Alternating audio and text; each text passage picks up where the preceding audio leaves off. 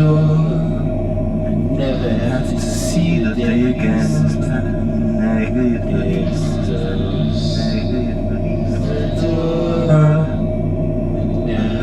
could last forever. The sun shine out. I drink a toast to never. Though someday I know someone who will look into my eyes and say hello. You're my very special one. But if you close the door, I'd never have to see the day again. The least time, the least time.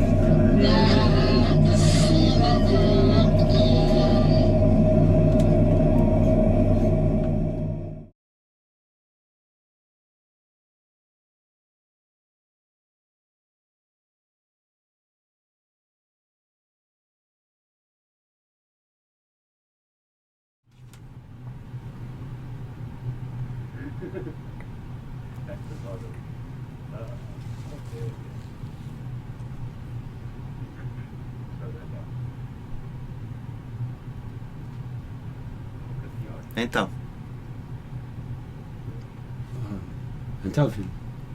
Então, Scotty. Tudo bem? Nunca pior. Push. É isso.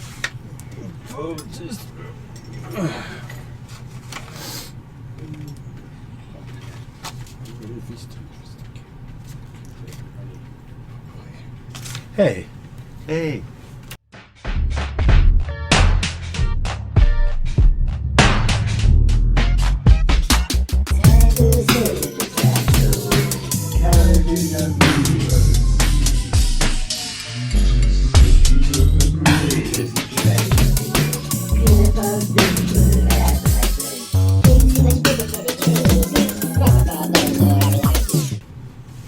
Welcome to Oddlandia. This time, live, in person, and international. In the latest incarnation of MECCA Project Space. Perhaps even you don't know this, but the first time that I used MECCA as a place for my rotating studio was in the basement of Travis's. In 2003, I found something written. It was January 1st, 2004. Mm-hmm. Like, I wonder if I... Right before you went to Portugal then? Yeah, see, I thought it was all the time in 2004 in Portugal. I don't know. See, it's like I don't trust my memory, but I also don't trust my ability to know the date in the present. Because...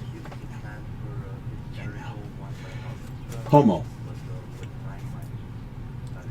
I like it. Like it already. Qualquer coisa. What is this HOMO? Qualquer coisa. HOMO used to stand for a hysterical one-man orchestra, but with time I just decided to just go with the acronym HOMO. A lot of people think I'm gay, which is perfectly alright, except that I'm not. But it's kind of stupid because for it to mean gay, you would need sexual after HOMO. HOMO just means itself, like in homogeneous, like in homosexual, like in homo sapiens. Yeah, you don't want to be throwing around like making words meanings with like the prefixes and stuff. You don't want to be doing that around Americans, man. It's not cool.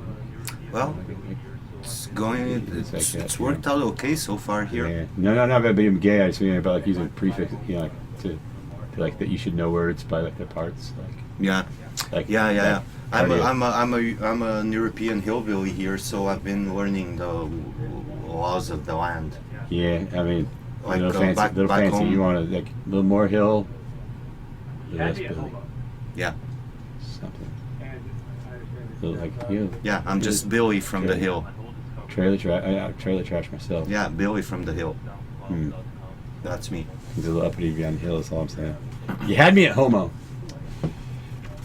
And I understand that SoundCloud would be the best way to check this out? Yeah, my whole discography is on SoundCloud. Excellent. And then, of course, your... SoundCloud.com/HomoSound. if you don't mind sticking around, we'd love for you to play a little something maybe. Oh, yeah. See if I round up a few of the junkies from behind the building. Pay them to bring me the dirty syringes. Posters.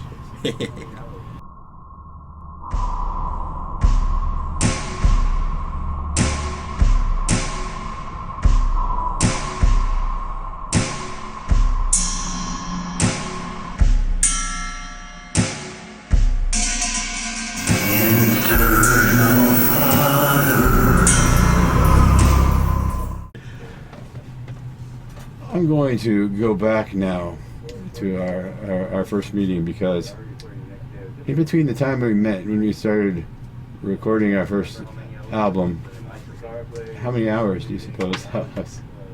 Because we didn't get to Porto till like the evening, and we were already recording the next day. It was definitely less than 24 hours later.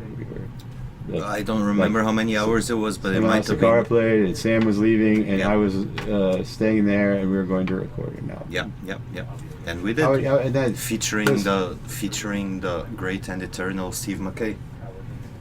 Indeed. Like, so, what were your first memories of that project unfolding? Because I have very distinct ones of Obviously, the because first moments. for sure there'll be different memories, because Yes. I was an inexperienced kid. You were already a touring musician coming from across the world. So for me, it was a dream come true. Like, we're making an album, and all the hard work involved. It was like a reality check.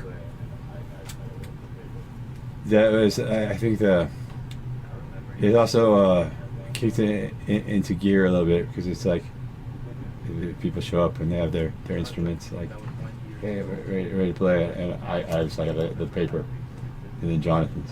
Let me see that paper. I remember your paper. Next thing you know, Jonathan, was having papers too. His papers. It's funny. That was 20 years ago. I've never remembered that paper existed. Now that you mention it, I can visually see your paper with it's like the jam layer. And it's basically there was a whole became- structure. It Yeah. became the model that we followed. Yeah, And yeah. We did some of the better ones live, because we've been through that practice, like that last To me, mess to me, that album was done the way I really like to do it, which is how Khan in the 70s used to do it. So you know, because you were there, you were part of it, but you guys don't know. It was live jams, which then were edited, which is just like Teo Macero used to do for Miles Davis, which is how Khan used to do it, so it was perfect. I remember some of the tracks were built like hip-hop tracks, but the samples were ourselves jamming, so that was great. Yeah, and also Jonathan is like resistant to making things repeat. Like I'm like a. It's funny. 20 years on, now he's really into repetition. Yeah, I've noticed that, but it's about doing new things, but also it is a unique thing of our working relationship. Like Jonathan has one of the. I was going to explain here. Jonathan was better, but we'll double back on that. Well, one of the things I could consider a genius trait, like a genius is take information from wherever they get it. So like they hear something like maybe contrary, like they go through like this process, and this is like very much Jonathan music. Like they'll ask you to repeat it to make sure that you said what they thought they said. They're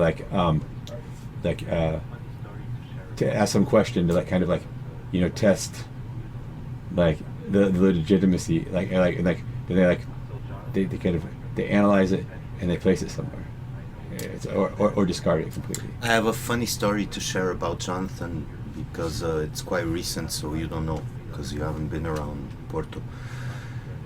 So Jonathan is like the most heterosexual guy I know, and the other day I told him, look man, we've been playing together for 26 years. We've had fights, we've made up, we've laughed together, we've cried together, we slept in the same bed because the hotel room only had one bed. This is a marriage, it just doesn't have any sex. And he told me, you never know. Yeah, I spent so many hours with Jonathan, and it's not like a normal kind of thing, because he does all the technical things, but like he's respectful of my input, and like it's not normal that somebody will sit there for the whole 17 hours and just like patiently for the time. No, Jonathan And, goes like, for that's, he goes for the whole yard. Yeah, so like, Yeah. but I could sit there and maybe that's like things that Jonathan respected, especially Yeah. at the beginning. Yeah, Jonathan once told me, Philippe, if you don't want to work with people, you don't work with them. But if you work with them, you have to accept all their traits. Yeah, and mostly like somebody like Jonathan will wear them down, that'll hand it over. But like it's like when that's done to you a lot, you think that like they're controlling and stuff. But it's really, it just becomes after a while. It's like you don't want it to be like that. Mm-hmm. You really like I found that with just working with engineers, producers. When you show up and you have like a plan, they love it. Like if you come and try to get bossy, like conducting things, like you usually people respond to that really well. But I mean, it's also like whatever arrogance I have is kind of comical, and like there's something about like it's easier to take from me or something. Like it's like I think that I'm really sincere, and like I want the thing to be good, and so I think maybe that comes across. I would like to think it does. You're a wide-ranged person. I remember 20 years ago in Portugal, when it was punk time, you would get really punk, and then one day I introduced you to my parents, and you were like the perfect gentleman. So you have the wide scope. I'm comfortable around them all too. Yeah. Like, You had the wide scope. We were kind of the socially adjusted ones of the bunch. Like we were like we were in between over the Chesterfields. So Oddlandia audience, 20 years ago we did among many others, we did an improvised concert in Porto, Portugal. It was on a venue that was on the 4th story of a building, and the building was getting renovated, and we were all playing, and I was looking at Scott's drum pad on stage, and Scott was nowhere to be found, and I thought, where's Scotty? Isn't he coming to play? Suddenly I hear a snare drum playing a military rhythm, like, and Scott comes in through the scaffolding, through the window to the stage, marching and playing a snare drum 5 stories high. Where's that in the scaffolding. It was amazing in Maus Hábitos. Holy shit! Do you remember the first time we played with Damo Suzuki, that you climbed into the upright piano as if you were going back to the womb? No, the mouse. That was the second time. Yeah. First time in Portugal. The first time was the day before in Spain. Yeah. Okay, so but you were really going back to the womb, so and it was an upright piano. And our collaboration, which yielded first that Unites Come Sound Clash 1. Yeah. We had Jonathan and Miguel. Mm-hmm. Jonathan Saldana. He's known. But for Soopa, the other person besides Jonathan that's really significant, and he was built up to me greatly. It was like people like in Lisbon when I first got there. The people that who was that chick that introduced us? Like, works for like Independent Records or whatever. All the people like, there's this guy, Porto, but he's in Holland. Like, he's like you. He plays a drum with chains. This mysterious murmurs of this guy, and then when I met him, he did indeed live up on Gustavo Costa. Oh yeah, because he was studying in the Netherlands at the time. Yeah. And then Gustavo is a pillar of the city. He has this really cool cultural association and venue now. It's a whole building. You have 2 stages, studio rooms for residency artists. It's a great place. Gustavo did not want you to tell me about that. Like he said, "Man, I was reading your email today, like a hacker friend. Like, Gustavo, where you don't tell Scott about like my place or the residencies or anything like that." Well, I did already. Maybe you can cut it out. Oh yeah. But I'm just spreading the word about them because they're great. My God. The thing that Gustavo would do that Jonathan did not was to go into the savagery. He had to. Our first tour, he can leave with us. Because all through his teenage years, He was the drummer for the biggest thrash metal band in Portugal, so he was all into Which he always said was his savagery. hardest thing to play, and he was like the one time he wouldn't drink before the show and stuff. But yeah, he didn't start the tour with us, and so he met us in Slovenia, and he just showed up with like some drumsticks and the bottle of bagasso that he slept with as a pillow the night before. There's a famous picture of Gustavo on tour sleeping with a dog as a pillow. So I guess he always finds his pillows. Excellent, excellent. And of course, it was with that same group of people that we first met. One Mr. Demo Suzuki. God bless him. He passed away this year during a concert of mine. I was doing a solo show, then got home and found out that he had died. So if he had to die anyway and any time, I'm kind of privileged that I was playing at that moment, because he gave us so much. Yeah, He taught me so much. My encounters with him are structured perfectly. It's like he's teaching. It's like, yeah, you go through the levels of the class, but what I'd say about that first night is like it's everything that you'd want it to be, because we sat around in the big circle and we all got to have time to like just like ask him. Everybody had questions and everybody knew the other person had their thing, and so like we were all taking turns. Because at the time I was 29, and when I was 17, I would fall asleep with my headphones on, listening to his voice, and then suddenly you're going to play with him. It's amazing. And I remember, since he was Japanese people don't have L's, so the dinner before the first concert, Damo was saying, so when I jump up, we pray very quickly, we pray very fast. And Scotty here was saying, I'm not here to pray, man, I'm here to play. And with Italian accent, beat on the brat, beat on the brat, beat on the brat with a baseball bat, oh yeah. Superhero. You know who else is a superhero? Massimo. Massimo from Zoo? That was Massimo from Zoo? Yeah. Yeah, he's great. That was one of the, that was like, I don't know, you get the bicycle and the video game for Christmas the same year or something. It's like there's Damo. I knew about Massimo, but like I didn't know how fun it was. It was Massimo that hooked us up with Damo. Oh, that's right, because you guys are already. Did you like Dalek Zoo or something like that? No. Just before you got to Porto, like a month before, we did Zoo, just that. Then a year later we did Dalek. We never did Dalek and Zoo together. And then another year later we did Dalek with Faust. From Germany, yeah, the legendary Faust. I remember, you mentioned going into the piano, but I know that the finale of the show was definitely like there's nothing left to play. Like we were 3.5 hours in, and I was just jumping up and down on the piano, and Massimo just had that cable with it. And I was playing my guitar with a screwdriver under the strings, like Sonic Youth style. And you started trying to beat me up, so I started stabbing you with the screwdriver. It was great fun.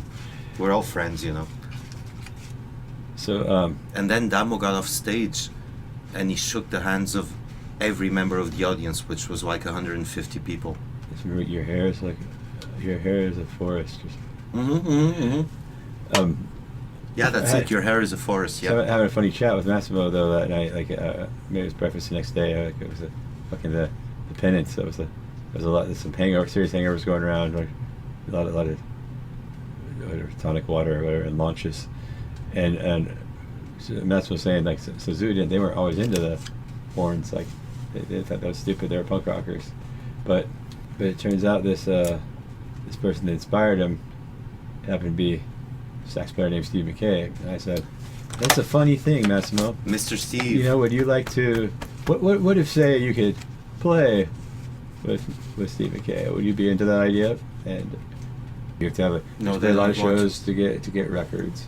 I feel like I'm a cigarette smoker, but I notice that people will prefer to pay $5 for a pack of cigarettes and $5 for a tape. Yeah. Something deeper. It's like it's like those are the flyers that get thrown on the ground, but at least the flyers were real. No, music is a living entity. We see like music. Now I shall make a statement. Music is a living entity, and people like Scott, like me, like whoever, have the privilege to be like its tentacles. I want everything to have a complete revolution where music takes a place of importance in life that it deserves. Talking about a revolution. Sex, drugs, rock and roll. Well, you know. I have to some extent. And now I'm gonna quote Mick Jagger at the end of a Rolling Stones concert. We really had a good time. Really had a good time. But we gotta go. We gotta go. We gotta go. We gotta go. Really had a good time. Really had a good time. Really had a good time. Really got a good time. But we have to go. We have to go. We have to go. We have to go. Thanks, Scotty. Let's do a Portuguese kiss.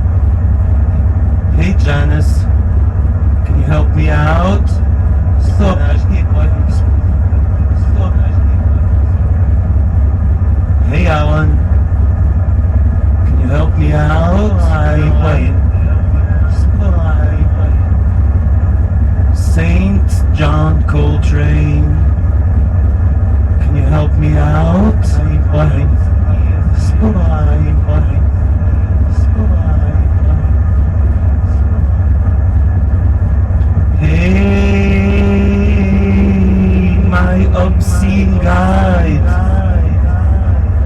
Have I swallowed all my pride? Hey, my obscene guide, am I suitably naked inside? Hey, my obscene guide, do I make a pretty bride? Hey, my obsidian guide, am I accurately naked?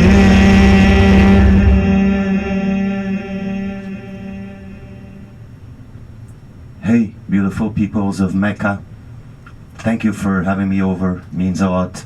I am HOMO from across the Atlantic, or from across the Pacific if you prefer to go the other way, but flat earthers beware, you might fall off. This is a final show of my ketamine unkindness tour. Yeah, because I wrote a poem, I won't bother saying it now, I won't bother you with saying it, but it finishes by saying, so gods bless you USA for welcoming me with kindness, ketamine and champagne. I don't do either ketamine or champagne, but it was around. So, since I'm here at Oddlandia and since I've been doing a tour almost every time with the same set list, today I'm doing a special show. I'm doing 2 songs which I've never performed before, so bear with me. The second song I wrote 12 years ago, on a day in which I felt the weight of the universe on my shoulders, as my patron saint Angus MacLeese says in the title of a poem, I was smothered under astral collapse. And I sat down in a cafe in the terrace, and I thought, okay man, you got 2 choices. Either you burn out, like have a nervous breakdown, or you write the song, so I wrote it. So that will be the second song. It's called Might of the Feline, and it's dedicated to Cat Power, the singer. My brother's a big Cat Power fan. Woo, Cat Power! Yeah, my brother's a big Cat Power fan, so he's on her Instagram list. And I asked my brother, and he sent the song to Cat Power, saying my brother wrote this for you. And I got a really warm reply back. But the first song is a cover of Nico, the German goddess they used to sing with the Velvet Underground. And it's dedicated to my friend Walter back home, who will be very happy to know that I'm doing an Nico cover here, and to that phenomenon of nature who goes by the name of Scott Neidegger. So it's called Janitor of Lunacy.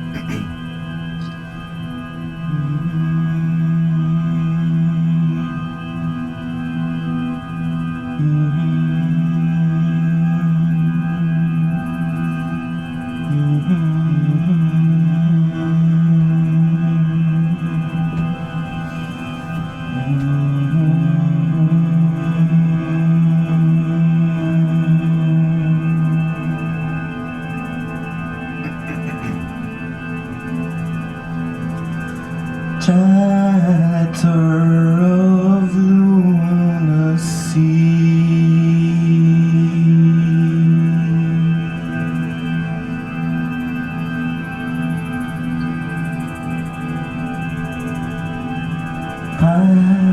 paralyze my infancy,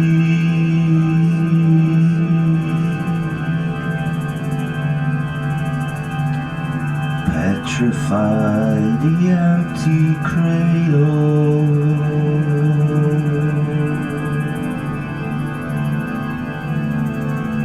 bring hope to them and me.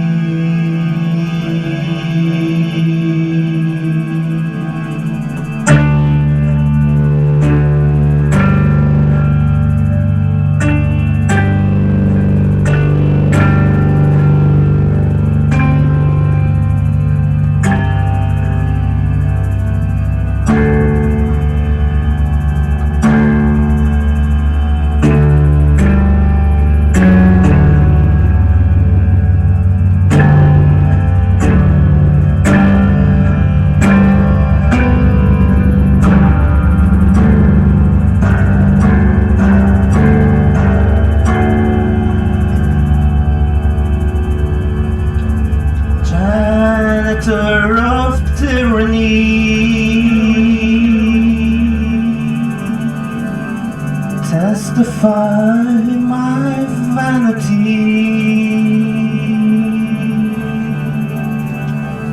immortalize my memory,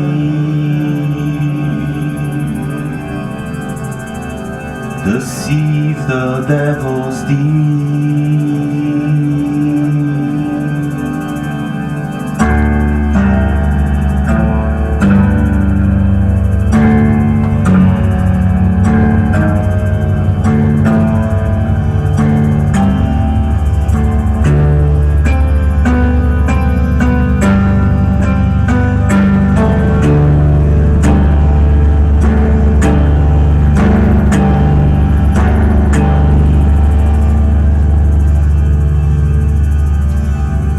Tolerate my jealousy,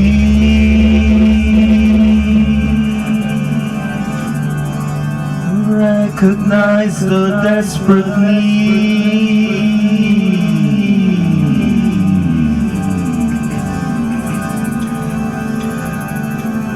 Janitor,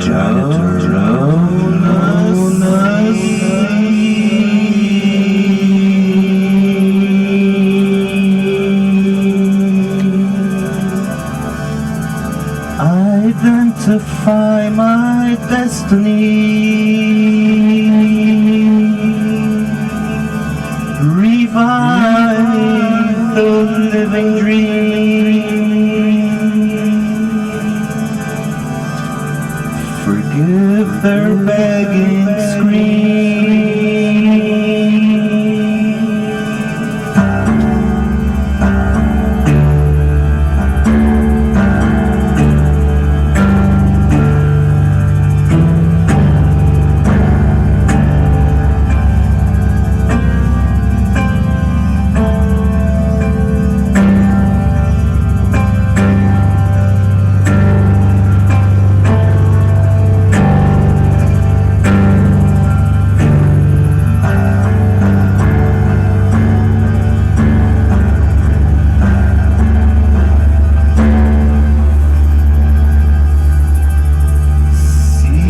The giving of their seed,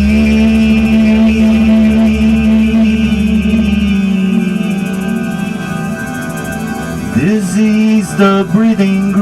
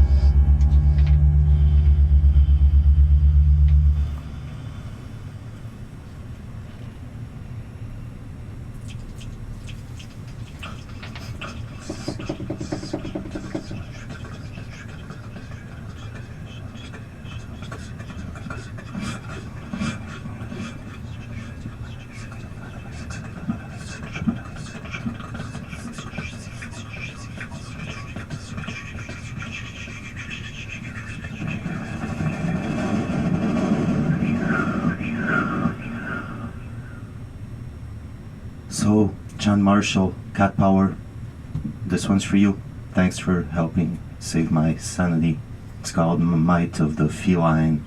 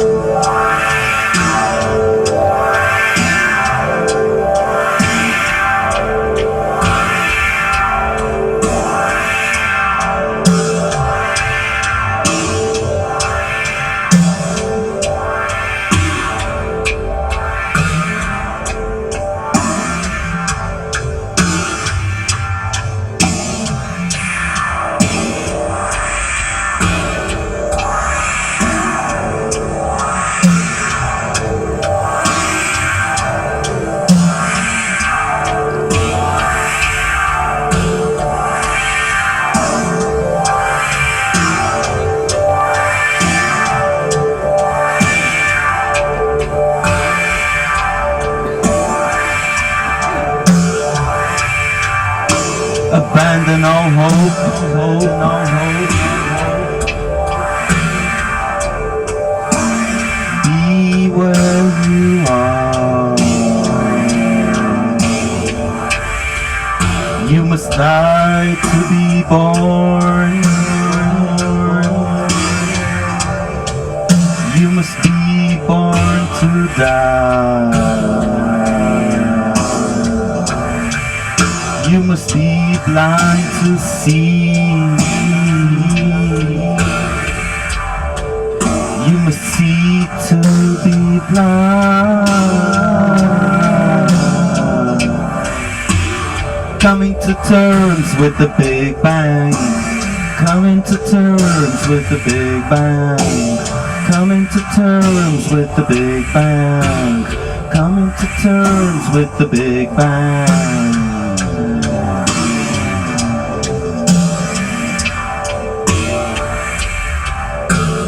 Thank you. This recording will go away. Thank you. This recording will go away. With the Big Bang. With the Big Bang. With the Big Bang.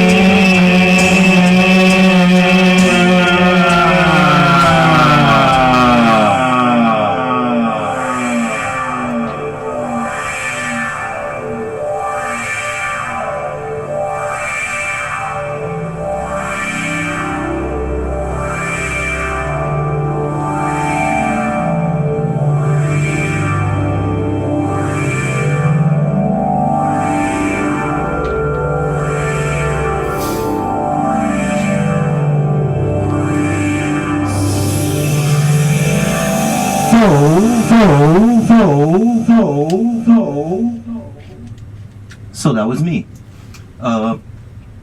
Thank you all so much, especially to Travis, because I could see him listening skin deep, and that means a lot for a traveling shitty European musician. Scotty, is there time for one more song which takes 2 minutes? Yeah. Yeah? Yeah. Because I didn't know because of the podcast. So I will do the I'm one. speaking first. Yeah, I thought yes. Okay. So I will do the one I mentioned earlier. Ever since I got here on August the 1st, it's real funny. I've met a lot of Americans in Portugal, in Europe, and some of them, they feel like hillbillies because they've never seen a castle, like a medieval castle. Coming here, I feel like a hillbilly because, for instance, the other day there was a preacher man crying in the bus saying, "Jesus save me, I'm not telling a lie." And I felt like a hillbilly because you don't get that back home. So we're like, Interesting. Yeah. and so we're mutually hillbillying, you know? Uh-huh. Yeah. But do you think it's odd that every day you've been here has been August? Sorry? Every day you've been here has been August? I've been here since August the 1st, yeah. Yeah, that's just unusual. Yeah, the other day at Haight-Ashbury, I went to Jimi Hendrix's house, and on the corner of his house, there were 2 homeless girls and a homeless guy, who, even though they were homeless, they had a portable speaker. So we were singing Pink Floyd, the 4 of us under a tree. Back where I'm from, you get lots of homeless people, but you don't get to sing Pink Floyd with them. So I am the hillbilly now. And so ever since I got here, I've been writing a poem, which I completed yesterday. I've been writing 1 or 2 lines a day about what's been happening to me. It's transmuted into poetry, but everything that's in this poem is true and has happened to me. And so it's called Pilgrim in Progress, because I came here on a pilgrimage besides of a tour. That's why I went to Jimmy's house and Janice's house and to the Church of St. John Coltrane.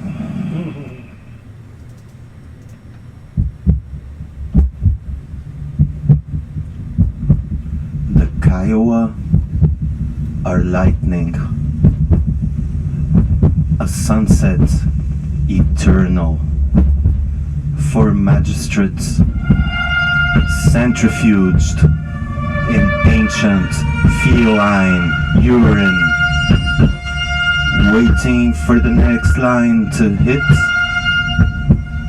The pilgrim of abandon. I'm carrying your heart, baby, so mine feels twice the size. Dropping cigarettes like bombs across the home of the brave. I've never played with John Coltrane, but I've played with John Coltrane. I've masturbated on a mission. No Wi-Fi, so no porn.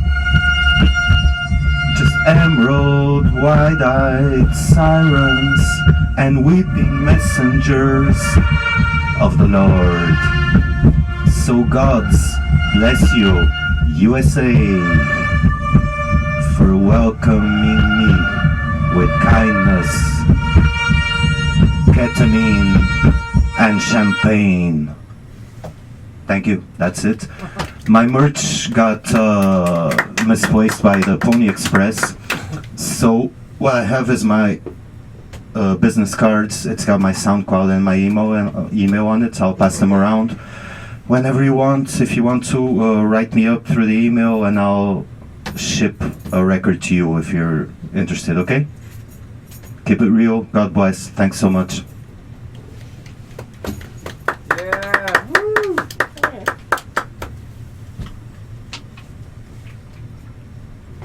So Scott, you want to do the interview right now? We gotta swap sets. Perfect, because that way I have time for a smoke. Perfect. Thanks for coming, everybody. Thank you, Travis. And man, some of these real, I mean, they were all real. Thanks for coming, everybody. Really appreciate it. But your way of listening Well, gives me extra energy to play, you know? I'm in a weird spot. I've talked.